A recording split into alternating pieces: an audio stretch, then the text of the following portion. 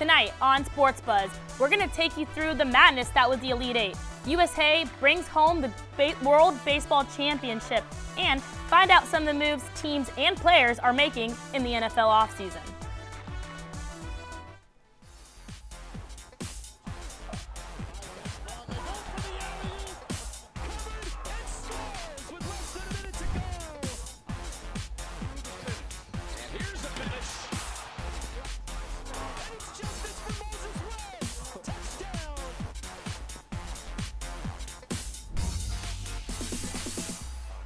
Welcome into Sports Buzz. I'm Mario Miranda alongside Allison Gaskins. We're both coming off heartbreak losses. Yes, Madison Square Garden was a tough place for me on Sunday watching my Gators lose to South Carolina.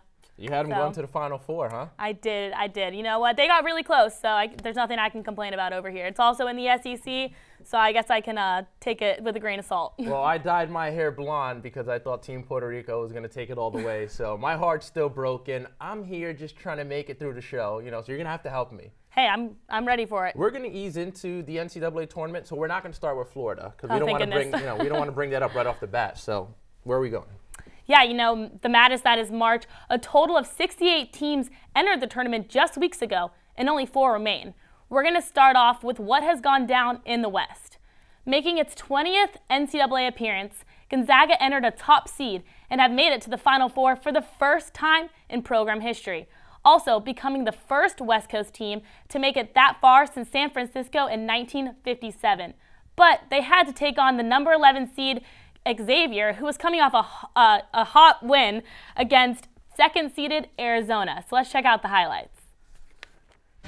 We're going to pick up action in the bottom of the first half. Gonzaga with a 7-point lead, making it 9, though, with this dunk by Jonathan Williams. And maintaining this lead, here's leading scorer Nigel Williams-Goss with a 3-point jumper. He'll have a 23-point game. But back to Jonathan Williams, again from inside, this time with the layup. Then Williams-Goss will add 2 more before the half, giving his team a 10-point advantage. And he is on fire. He is looking to knock down another 3 right out of the break. And guys, it just rolls in. You saw it. That's exactly how this game went. Gonzaga kept on rolling, shooting 50% from the arc compared to Xavier's 12.5. And just like that, Xavier's March fairy tale comes to an end, while Gonzaga moves on to one of the greatest stages in all of American sports with their 83-59 win over Xavier. Mario, why don't you tell us what's going on in the East?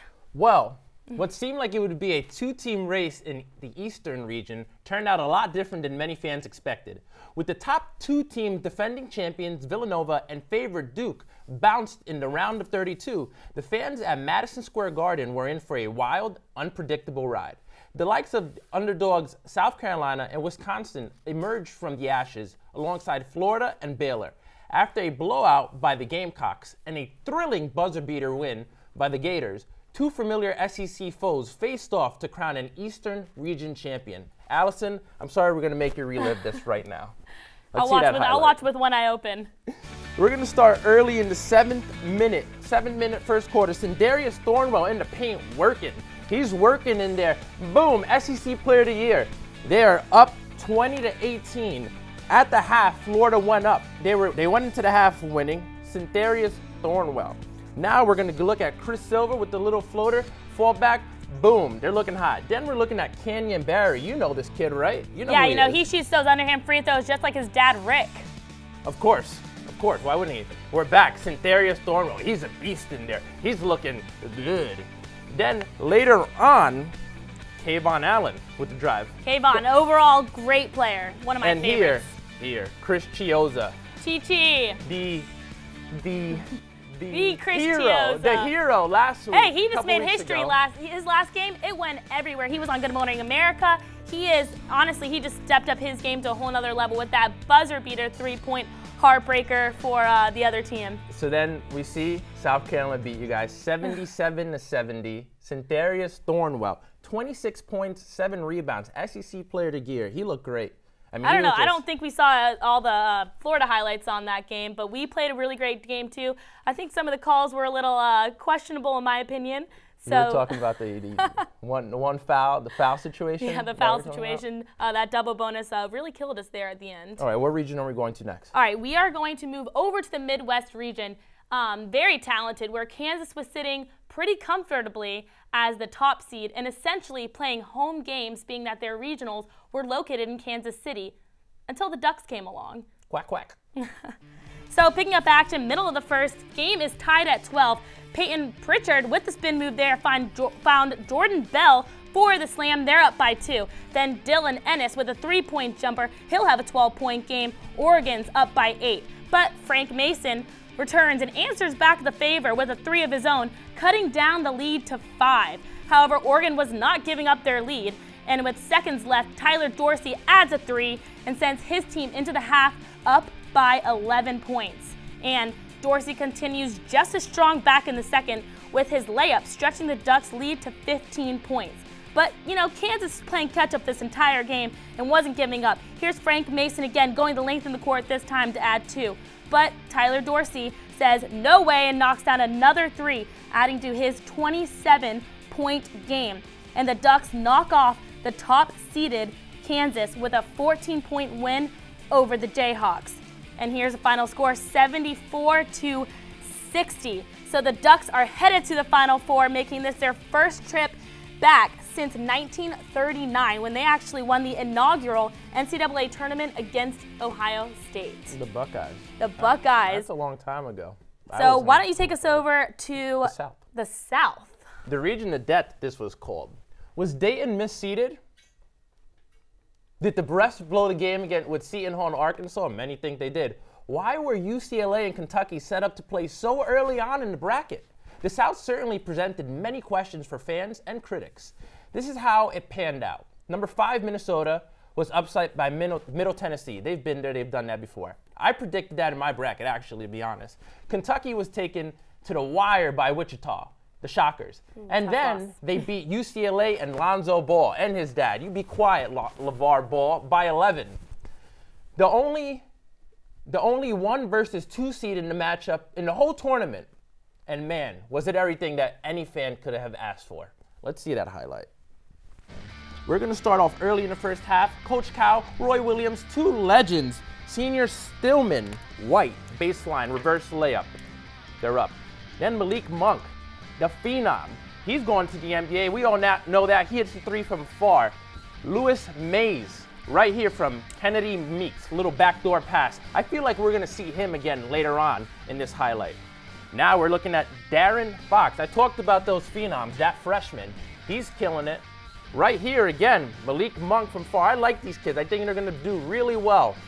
But here, this is where things really got interesting. Malik Monk hits it. They're tied. But Roy Williams, he doesn't call timeout. He pushes it right down the floor. He gets it to Lewis Mays, and that's your game winner with 0.3 left in the clock. Practically, that's it. They beat him 73-75. Justin Jackson led the way for UNC, 19 points, 5 rebounds, 4 assists. And those freshmen, those phenomenal freshmen, 23 points, 13 points apiece. UNC, they lose. And UNC moves on, 75-73. Tough loss for the Wildcats and that huge fan base they have with them. And now we're going to take a look at those. We talked about those freshmen. We're going to see what they have to say after the game. It was tough. We had a hell of a season. We went through that stretch and we lost those games, and everybody talked about, how we looked like we didn't care, and this isn't the locker room that looked like the guys don't care.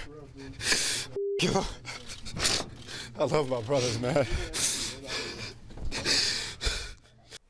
It is so rare to get that much emotion out of these college athletes. Especially these freshman players where, we think they don't care because they're going to move on to the NBA. One and done. That's guys. Pretty common over at Kentucky. So we welcome in the professor, Will Mayer, into our studio set. Yes, the college Will, thanks for joining basketball expert. Thank He's you. an expert. You're Duke Blue Devils. I'm sorry. Another one who's mourning a loss. We're all mourning. We're all mourning. I want to ask you first off with these one-and-done freshmen. We saw Lonzo Ball. He immediately said he was going to declare for the draft. He really didn't show no emotions.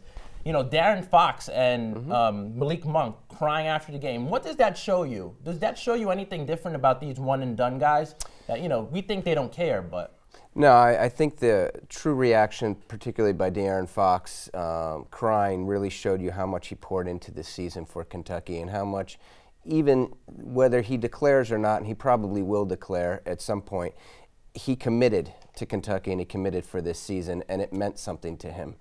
It's really hard to say with some of these guys, even though their dreams are in the NBA, they still want to commit to this year. And when you get as close as they did, Kentucky in that case, and then lose on a last-second shot, that's a tough one to take. And you know what, keeping it with this Kentucky-UNC game, but also moving on to the Final Four, what advantage does Roy Williams have in this tournament? Okay, so we were looking at the Final Four, and we were talking earlier before we started that Roy Williams has actually coached 520 minutes in compared to the other non-existent numbers for the other zero. Coaches. Zero. All three other coaches have coached 0 minutes in the Final Four. So what does that mean? It could mean a lot. And honestly, it might not mean anything. Well, I think what's much more important on the experience factor is the fact that North Carolina was actually in the championship game last year. So the players have the experience. While Roy Williams and his coaching strategies showed in the last game when he decided not to call timeout, and he's consistently done that throughout his career, his players were ready for him to not call timeout. They went through, they made sure that they followed through with the play. They didn't get rattled at all. So I think it's helpful that the coach has been there, but I think it's actually more important that the players have actually been there before. Okay, so we've seen, we know who's our Final Four at this point. Yep. Who do you see moving on to those final 2 teams? So this is tough because obviously once you get this far, you deserve to be there.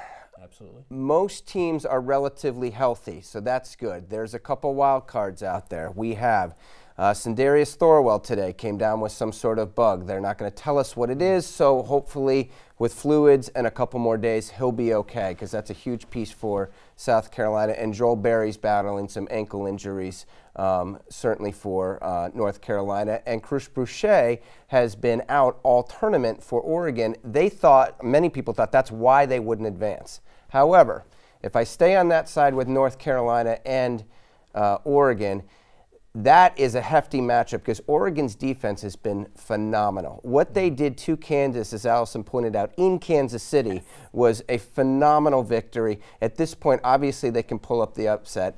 Carolina has much more experience. They've been there before. If Joel Berry is healthy enough and can run their offense, they would be expected to pull that game out.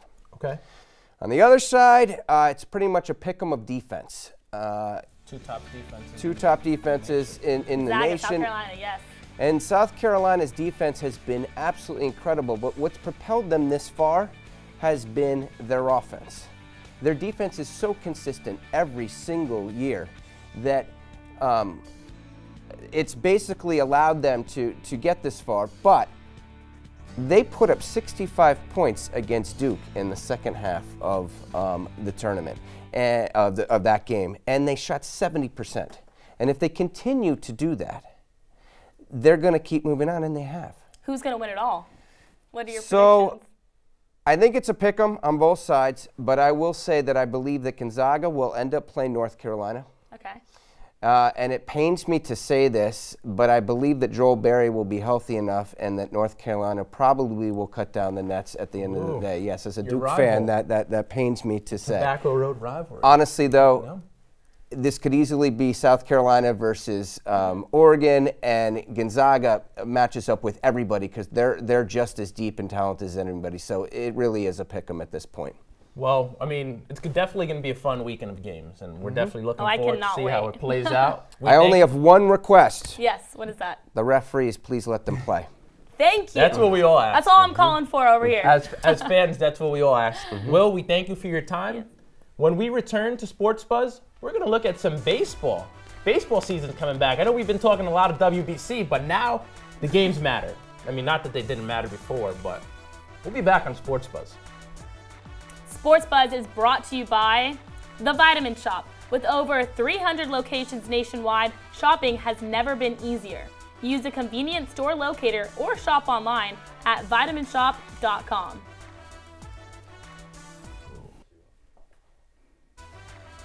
Hey everyone, welcome back to Sports Buzz. Major League Baseball opening day is just around the corner, and the preparation has been a bit different this year, with some players getting a late start because they had been playing in the World Baseball Classic. Mario is sitting down with our baseball analysts to break down what we should expect to see come April 3rd. Allison, thank you for such the pleasant introduction. We welcome in now our baseball analyst, Kyle DeVico, Iona College's finest D1 player to come out ever. I wouldn't say that. I wouldn't say that. The season's starting now. Let's get to business. Give me a quick rundown of the divisions and what you think, what you've seen during spring training so far. Oh, it's certainly been a great offseason and spring training in itself. Let's hop right into the AL East. The Red Sox, what a splash they made with trading for Sale. Yeah, they gave up Moncada, one of their best prospects, but you're getting Chris Sale, arguably the best left-handed pitcher or top pitcher in the game today. You're getting that back. Yes, you're giving up your best prospect, but in Sale, you have two aces now with him and Price. Does Price's, injuries so far concern you at all? Does that, you think that he'll last coming down the stretch? I mean, it's a 162-game season. We all know that. So you think, does that concern you? Certainly, it's always concerning when a pitcher's arm is hurting. It's never good at any time. But the best time for injuries to happen is the beginning of the year. Like you said, it is a long season. I think I would be worried if this continues and goes on into July and August when we get ready for playoff time, because I think the Red Sox are obviously going to be up there. I think they'll run away with the division. So I think you need a healthy Price in order to make a deep postseason run. Okay, so let's just move on to the NL now. Which division is the most impressive and it's going to be, the funnest to watch this year, you think? It's interesting you asked that, because the best team I would say would be the Cubs. But the most exciting division to me is the NL West, because you got the Dodgers and you got the Giants. I could argue that the NL East will be pretty good too, but I like the NL West because it's not talked about enough. You got guys like Kershaw, Bumgarner, Cueto, young stars. Yeah, I'm just talking about Dodgers and Giants now. We can go on. You've got Paul Goldschmidt, guys no one really talks about. And I think a lot of the times these teams are some of the best teams in baseball, and I think that's a division that can be deep and a division that, I could see the Giants winning. I could see the Dodgers winning. Anything could happen. Okay, so which one of these teams, we're talking all MLB, we're back to all MLB. Which one of these teams is your sleeper for the year? Last year probably didn't have a great year. Now, this year they're looking. I think you got to watch out for the Astros. My guy. The Astros. First of all, Jose Altuve, is always a candidate for the MVP. Phenomenal player, does it all for you. He's the engine that makes them go. Not only that, they got Carlos Correa, who is one of the best shortstops, and if not the best young prospect in the game today. He could go off. If he has a big year, these Astros they could win the division, they could make some noise in the playoffs. I think what is most important, though, is Keuchel. Keuchel, a little bit of a down year last year. If he gets back to his Cy Young form, and he gets a little help from other starters, I think you're looking at a team that could make a nice run in the playoffs. All right, so it's a two-part question here just to end this segment on a nice note. Who do you have winning it all, and who do you have winning the MVP on both sides? Okay, I'm going to start with the MVPs. I think this year is the year. Last year we saw Mookie Betts come into his own. This year is the year Mookie Betts takes us all by storm and wins the MVP. I think you're talking about a 300 hitter, 25-plus home runs, and going to light it up RBIs. No David Ortiz. Someone's going to have to step up. It's going to have to be him and Bogarts. I think Betts has a huge year, wins the MVP. He does it all. In the NL, I'm going to keep it original. Clayton Kershaw. It's a safe pick, but you know what? It's a smart pick because Kershaw, you know what you're going to get. He's like the taste of water, okay? Yep. He's going to give you good starts every time. He's going to give you the opportunity to win. He's going to have a great ERA. He's not going to walk guys. And I just think that the Dodgers, this could be the year they make a deep run. But going back to my prediction, I like what, any broadcast network would love. Fox, you name it. The Red Sox against the Cubs in the World Series, and the Cubs are coming out on top for their second in a row. They're second in a row. Second in a row. They don't win one for 108 years. And they're going to win two in a row. Yep. God's hitting us with the big Cubs train. Well, I'm sure you're going to catch a lot of people by surprise with that pick. Right. Kyle, thank you for your time as always. When we return, we're going to, the NFL season has been a carousel so far. The offseason has been a carousel. What teams are moving? What teams have moved already? What players are staying? What players are moving? Everybody's moving. We'll be back here on Sports Buzz. Welcome back to Sports Buzz. And as I teased earlier, everyone's moving. The Rams went to Los Angeles. The Chargers are going to Los Angeles. The Oakland Raiders have been talking about going somewhere. So with more on that, we have Allison Gaskins with our very, very special guest. He's always opinionated. We all know him. Allison, take it away. Thanks, Mario. Yeah, a lot has been going on during this NFL offseason, if we can even call it an NFL offseason, because I feel like they're constantly making headlines regardless of having their offseason. So you know what? Let's start off with the Raiders leaving Oakland again. First time to Los Angeles back in '82, this time to Las Vegas. For more on that and to help us kind of break it down and help us understand why they're making this move, we bring in our NFL insider, Franco Micheo, the man who knows it all. So Franco, what are you thinking about this move? They're moving to the gambling capital of the world pretty much. Is it going to possibly be able to corrupt the Raiders or corrupt the NFL as a whole? In my opinion, not at all. I believe like gambling at this point in 2017 has become so normal in people's minds. It's one of those things that lost a little bit of its taboo that maybe it had back in the 80s and the 70s. Gambling nowadays, if you want to gamble, you can find it on the internet. You can pretty much do it from wherever. Las Vegas is kind of like a symbol for it. It's fun to go do it. But I mean, players nowadays with social media, with all that, they're such professionals. Because if you're not, everyone's going to find out. So I don't think the Oakland Raiders are any sort of risk for any corruption or gambling or any of that sort.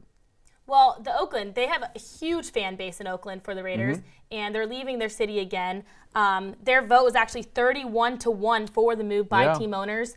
Why do you think that they're making this move, and why do they pick Las Vegas? I mean, dollar signs. That's pretty much what the NFL follows. That's fish bait for them. Like, it's one of those things where Las Vegas offered like $700 million in public subsidy. They got a $600 million loan. They're going to build a $2 billion stadium. So in Oakland, where you're not getting any profit from your ticket sales or any of that stuff, when you move to Las Vegas, you're actually going to start generating some more revenue. And the Raiders owner, which he's not, I mean, he's wealthy. He's really wealthy, but for like the Rams owner, who's worth like $5 billion, for him, it's a much needed cash influx because that allows him to maybe spend more on some players, and then you can start doing some stuff with your roster that makes it more interesting. So I mean, for them, it's a good move. Yeah. You know what? I'm done hearing about these team moves. So let's move on to some big name players who are still looking for a job during this offseason, starting with one of the best, arguably the best running backs, Adrian Peterson.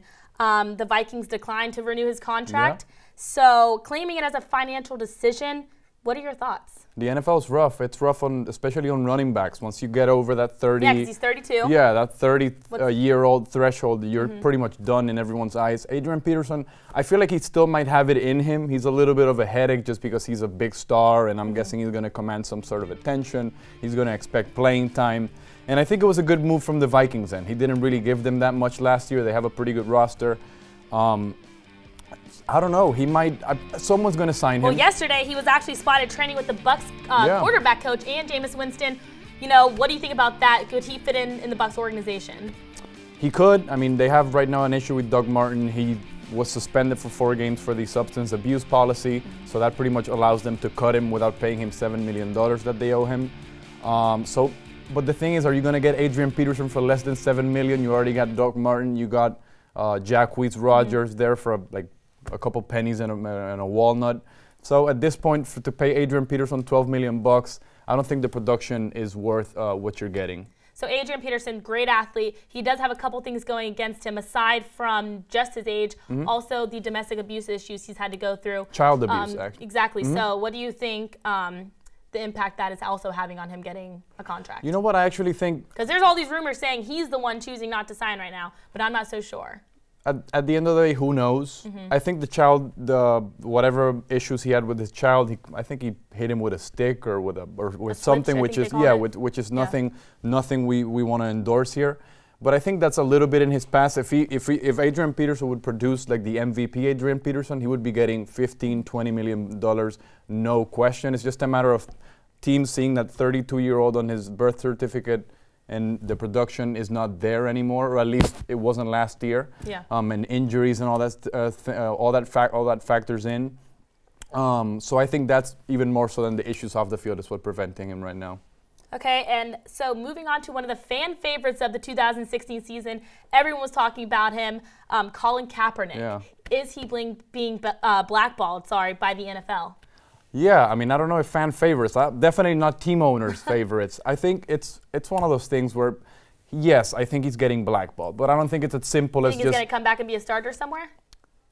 At some point, yeah, I think because he played pretty good last year. Like he had like 14 touchdowns, very few interceptions. So if you're just going on the field production, last year is not like a good reason for no team to sign him. Like Josh McCown is getting deals. So it's just a matter of. It's just not that black and white. There's a gray somewhere there in the middle where if he would be Tom Brady, maybe someone would sign him. But the fact that he's borderline starter, borderline backup, and teams just don't tolerate a circus surrounding their backup quarterback. Even if we agree with it or not, the circus, it's a matter of the distraction for some team owners, might be a little bit of a headache. So yes, in my opinion, he's getting blackballed, but I don't think it's that simple. All right, well, thank you, Franco, for your insight on all of that. I'm sure next week we'll have a whole new list of hot topics for you to break down for us. But, it's time to burn a timeout. But stick around because we have highlights from the biggest baseball game yet of this year, the championship of the World Baseball Classic. Sports Buzz is brought to you by Berkshire Hathaway. Prudential Home Sale is now Berkshire Hathaway. New name, new look, same great company. Welcome back on Sports Buzz. I'm Mario Miranda alongside Allison Gaskins. This is the part I've been dreading the whole show. I just don't want to talk about this game. I mean, we can talk about your hair color change if you'd like to talk about. Oh, never mind. Same thing about this game. Can you give us actually a little history on that, a little background on the hair color change? Was it Well, Puerto Rico's, everybody, if you were watching the tournament, they all dyed their hair blonde. Yes, so I made a bet with my mother. In unison. In unison to unite the country together. And I made a bet with my mother that if they won the Friday night before, I'd dye my hair. And they won, and I dyed my hair. I kind of like it. Mario, but as promised, we do have highlights from this game. The World Baseball Classic Final, USA taking on Puerto Rico. So let's check out those highlights. Yeah, I guess let's see it. It was a beautiful venue. I mean, it was sold out. We take it right to the first inning, and Ian Kinsler goes yard to center field. Kike Hernandez had no shot. Off a Seth Lugo, he went yard. They go up early, 2-zip. Stroman was pitching for United States, and he was absolutely dealing. He just shut them down. After Puerto Rico just, put their bats on him the week before, he shut them down. Here, Brandon Crawford puts one into the gap. Kike gets it in. Now the United States is up 6-zip, and it's just at this point, they're just beating the crap out of them. Correa grounds out to Nolan Arenado, who should have been on Team Puerto Rico. Adam Jones, United States, enjoy. You won your first World Baseball Classic. Did you see how proud they were? Doesn't that make you feel a little bit good inside? I can, because I was so in on this team. I mean, yeah. I was so in. And the fact that their bats just didn't show up during this game is what really distraught me. But after the game, Adam Jones had some comments, and that didn't sit too well with the country, with Puerto Rico or with myself. Let's hear what he had to say. Last time you guys played Puerto Rico, it wasn't easy. Was there something said before this game, going into the championship? Should I tell the truth? Yes, tell the truth. We want to know. Tell the truth? Well, before the game, we got a note that there were some championships shirts made. We didn't make them. And a flight that didn't sit well with us. And a parade. It didn't sit well with us. So we did what we had to do. Stroman went out there and gave us his all. The players, they battled. The offense swung the bats. Hey, and we brought it home for the United States. And there you had it. He said the truth, the brutal truth of what he took from the pre-printed shirts, which as I believe or as I've been told, they print them for both teams. So how did you feel when he about this comment, I guess? Well, I remember sitting there and listening. I was already, pretty mad the team had lost or sad. And just hearing that comment kind of made my stomach turn. Just having family back in Puerto Rico and knowing how much this tournament meant to the team. It wasn't about winning a championship. Yeah, it would have been nice to win a championship, but the team did still go out and celebrate with a parade and an airplane, after losing the way they did. So I just felt like he should have researched a little bit more of the situation, and instead of going on the podium like that in front of the world and kind of calling out a whole country. So it didn't sit right with me. From another side, I do think that he was kind of on a high from the game, and I do know players, you can hear the littlest comment, and it can just set you on fire and give you the energy that you need to one-up the other team or to swing a little harder, to throw the ball a little faster. And I think that's kind of where he was going with this, and I think it came off completely inappropriate. I don't think he meant it like that.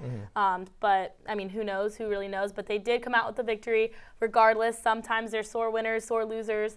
But this baseball tournament altogether, I think it's a great idea. I think it's causing a lot of countries to be able to come together, just like in the Olympics in a sort, to be honest. And so I think it's awesome. I think overall. And it's introducing new countries to baseball. I mean, we talked a couple times on Sports Buzz about Israel. Who would ever thought Israel would be a baseball team? And they advanced and they beat the Cubans, who have a long history of being great baseball players. So I definitely think this is a good idea. I love the tournament, obviously, and it didn't end the way I would have liked it to have ended, but it was definitely fun, and I'm looking forward to 2021 when all the countries get together and we're playing baseball to this level in March. That's also fun, seeing baseball at this level in March. So.